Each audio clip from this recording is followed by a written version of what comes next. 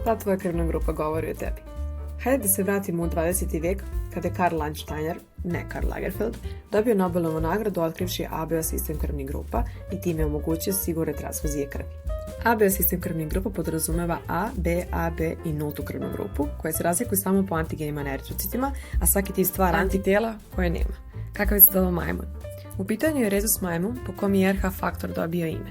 To je protein koji se nalazi na vašim eritrocitima i samim tim ste RH pozitivna ili RH negativna krvna grupa. On nam je bitan zbog transfuzije krvi, gdje osobe koje su RH negativne primaju krv od RH negativnih, a osobe koje su RH pozitivne primaju krvi od pozitivnih i negativnih. Osobe sa nultom krvnom grupom su univerzalni davaoci krvi.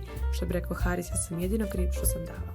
I sada konačno da vidimo šta tvoja krvna grupa govori o tebi. Osobe A krvne grupe su vrlo introvertne i povučene, B krvna grupa je vrlo individualna i kreativna, AB krvna grupa je vrlo pametna i racionalna, a nulta krvna grupa je puna samopouzdanja i pravi su prijatelji. Zaprati me za još više medicinskih zanimljivosti.